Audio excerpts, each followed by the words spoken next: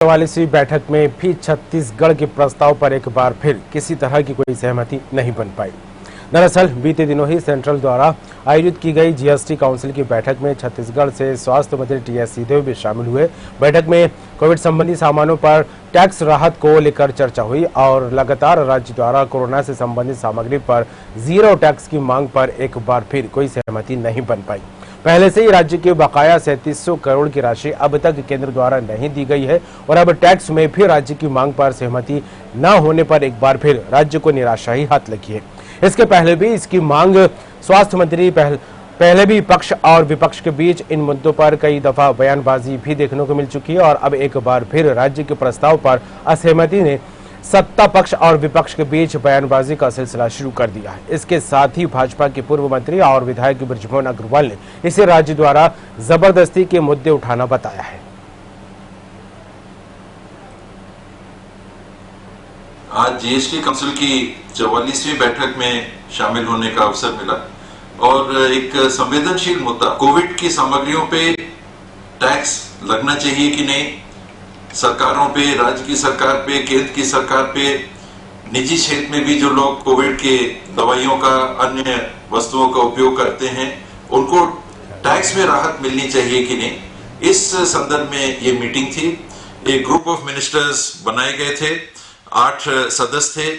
उसमें भी ये दुर्भाग्य रहा कि कांग्रेस शासित राज्यों में से किसी को अवसर नहीं मिला। जीरो टैक्स कोरोना के समय लगना चाहिए ताकि ना सरकारों पे वो खर्चा अतिरिक्त दिखे और ना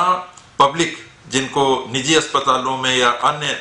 दवाई दुकानों से अगर वो दवाई ले रहे हैं तो उसका खर्चा उनके ऊपर आए। कि सीजीएसटी का जो कानून बना है उसमें प्रावधान भी है, धारा 9, 17 और 54 को अगर साथ में पढ़ें तो उसमें स्पष्ट प्रावधान है कि जीरो रेटेड टैक्स हो सकता है। लेकिन ना जाने किस तर्क पे बार बार इसी बात को कहा गया कि आईजीएसटी का जो कानून है उसमें जो जीरो रेटेड टैक्स की बात है, इंपोर्ट की हुई वस्तुओं या एसईजेड में बनी हुई एसईजेड जोन में बनी हुई वस्तुओं पे ही जीरो टैक्स का प्रावधान है और कानून को बदलना पड़ेगा। तो ये देखिए, राज्य सरकार जबरदस्ती के मुद्दे उठा रही है। केंद्र की सरकार जो निर्णय लेती है वो पूरे देश के लिए लेती है और केंद्रीय मंत्री सीतारमण जी ने कहा था कि हम जब अगर जीएसटी को हटा देंगे तो उससे बाजार में चीजें सस्ती नहीं होंगी बल्कि महंगी होंगी, क्योंकि उनको जो जीएसटी का रिएम्बर्समेंट मिलता है वो नहीं मिलेगा और नहीं मिलने के कारण वो उसके ऊपर में टैक्स वसूल करेंगे और इसलिए इस प्रकार की बात करना उचित नहीं है। परंतु जो विदेशों से जो दवाइयां आएंगी, जो दवाइयां जिनको सेज या अन्य स्थानों पर जो चीजें बनती हैं उनके लिए जो टैक्स की छूट है उसका पहले से ही प्रावधान है और उसमें छूट मिलेगी। और तो खाली वो एक राज्य की बैठक नहीं है, वो देश के 40 राज्यों की बैठक है, तो 40 राज्यों के मुद्दे पर बात होगी। एक प्रदेश के मुद्दे पर अगर उनको बात करना है तो अलग से जाकर वो वित्त मंत्री जी से बात करें।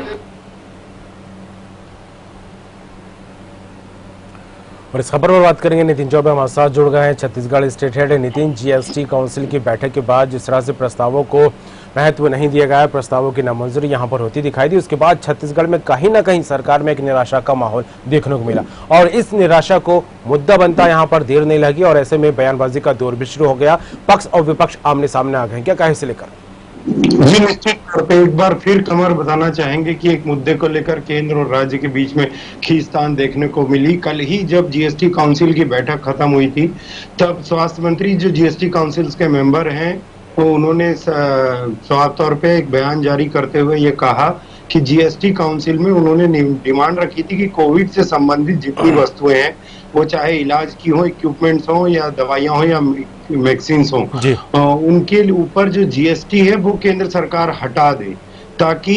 केंद्र सरकार को हो या राज्य सरकार को हो या आम आदमी को या प्राइवेट अस्पतालों को या उस मरीजों को कोई भी अतिरिक्त भार जो अभी देना पड़ रहा है इन महंगी वस्तुओं पर, वो ना देना पड़े। इस बात की मांग उन्होंने जीएसटी काउंसिल में रखी और उस बात का जिक्र भी किया कि जो 8 लोगों का ग्रुप ऑफ मिनिस्टर बना है, वो उसके लिए उन्होंने साफ तौर पे इशारा किया कि ये दुर्भाग्यजनक है कि कांग्रेस शासित किसी भी राज्य के मुख्यमंत्री या मंत्री को उसमें शामिल नहीं किया गया है। और दूसरी बात उन्होंने इशारा करते हुए कहा कि एक और उस ओर मंजूरी नहीं मिल पाई। और साफ तौर पे जो प्रावधानों का जिक्र उन्होंने अपनी बात में भी कहा कि धारा माफ कीजिएगा, धारा 7, 9 और 54 में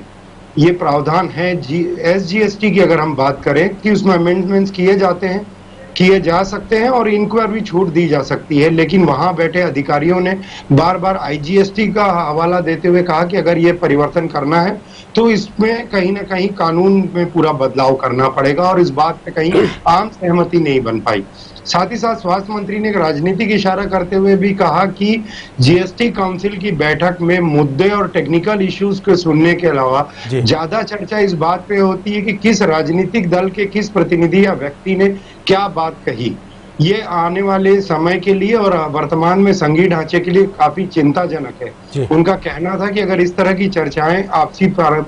सामंजस्य में नहीं होंगी तो निश्चित तौर पे किसी नतीजे पर नहीं पहुंच पाएंगी, चाहे वो राज्य सरकार हो, केंद्र सरकार हो। अब फिलहाल तो उनके लिए देखने का विषय होगा कि केंद्र इसमें छूट के मामले में क्या निर्णय लेके देखती है। इनके इस आरोप में पूर्व कृषि मंत्री और विधायक ब्रजमोहन अग्रवाल ने साफ तौर पे कहा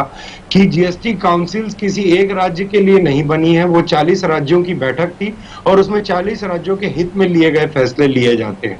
अगर स्वास्थ्य मंत्री को किसी निजी राज्य से कोई संबंधित बात करनी है तो वो निजी तौर पर उसमें जाकर बात कर सकते हैं। और उन्हें साफ देने वाली छूट पर बात कहा कि जो सेस की, जो इंपोर्ट की जाने वाली दवाइयां हैं उसमें सेस हो या अन्य जगह से आने वाली, उसमें तो छूट का प्रावधान है ही, लेकिन बिना बात के मुद्दे उठाकर जबरदस्ती का केंद्र और राज्य के बीच में डिफरेंस बनाने का काम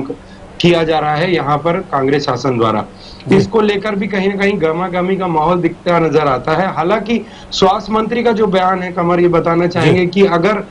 सेंट्रल इस जीएसटी को कम करती है तो पूरे देश में ये इम्प्लीकेबल होता है, तो निश्चित तौर पे कोविड से संबंधित दवाइयों में कहीं ना कहीं या इक्विपमेंट्स, उपकरण जो भी हो, मास्क हो, सैनिटाइजर हो, निश्चित तौर पे उसके रेट में कमी आएगी। लेकिन ब्रजमोहन अग्रवाल का ये कहना था कि निर्मला सीतारमण के मुताबिक, जो केंद्रीय वित्त मंत्री है, उनके मुताबिक अगर इन वस्तुओं से जीएसटी कम कर दिया जाए या हटा दिया जाए, जीरो टैक्सेशन कर दिया जाए, तो ये चीजें सस्ती होने के बजाय महंगी हो जाएंगी, क्योंकि यहाँ पर उनपे उससे मिलने वाले रियम्बर्समेंट के लिए कहीं ना कहीं कोई अदर टैक्स जरूर स्टेट गवर्नमेंट द्वारा लगा दिया जाएगा, जिससे वो चीजें महंगी होंगी। तो कुछ ना कुछ मामलों में लेकर कहीं टेक्निकल इश्यूज के चलते भी आपसी खींचतान जरूर चालू हो गई है। और यहाँ आरोप प्रत्यारोप का दौर तो एक बात दूसरी है, लेकिन टेक्निकल इश्यूज में भी ये बात निकल के आ रही है कि संघीय ढांचे को कहीं ना कहीं चोट करते हुए, टेक्निकल इश्यूज पे ना बात करते हुए इन मीटिंग्स में अब राजनीतिक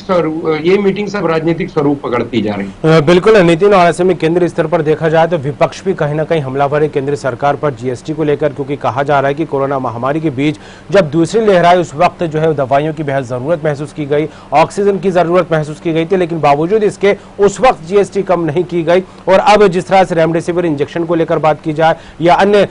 इसको वैक्सीनेशन को लेकर बात की जाए, उस पर कहा जा रहा था कि अब इस पर जीएसटी को बढ़ाने की बात भी निकलकर सामने। तो ये कहा जा रहा है कि जब जरूरत थी तब कम नहीं किया गया, लेकिन अब जरूरत कम होती दिखाई दे रही तो अब कम करते दिखाई दे रहा है। तो ये कहीं ना कहीं इसको भी एक मुद्दा बनाने की कोशिश की जा रही है, क्या कहें इसे लेकर? जी, निश्चित तौर पे बोला जाएगा कि वैसे शुरू से ही इस पे मांग उठी थी। जब इसके पहले की जीएसटी काउंसिल्स की बैठक हुई थी तब ये निश्चित तौर पे बोला गया था, जब कोरोना चरम सीमा पर था तो इस पे जीएसटी में और जीएसटी कम करने के लिए बात उठी थी, लेकिन वो भी राजनीतिक स्वरूप पकड़कर कहीं ना कहीं ठंडे बस्ते में चली गई। दोबारा हुई इस मीटिंग में फिर ये मुद्दा उछला है और विपक्ष भी इसको लेकर हमलावर है। निश्चित तौर पे ये बोला जाएगा कि हालांकि ये जरूर है कि अगर आम जनता के हित में, चाहे वो जनता कोई भी पार्टी या किसी भी राजनीतिक दल का व्यक्तित्व हो, और अगर वो अपनी समझबूझ से या कोई एनालिसिस, मार्केट एनालिसिस करके अगर जनता हित में कोई फैसला लेता है तो निश्चित तौर पे इस तरह की मीटिंग्स में किसी राजनीतिक स्वरूप न देते हुए इसकी एक्सेप्टेंस होनी चाहिए। अगर वो सभी के लिए, भलाई के लिए, या कोई लाइफ सेविंग ड्रग है, कोविड जैसी महामारी की चीजें हैं, अगर वो सस्ती हो रही है तो इस बारे में जरूर केंद्र को भी विचार करना चाहिए। लेकिन यही माना जाएगा कि अगर कोई अच्छे सुझाव भी हैं तो केंद्र और राज्य के बीच चलने वाली तकरार के कारण उन सुझाव सुझावों में कोई नतीजे, वो सुझाव कोई नतीजे तक नहीं पहुंच पाते। जी। यही एक विडंबना है आपसी प्रत्यारोप और राजनीति।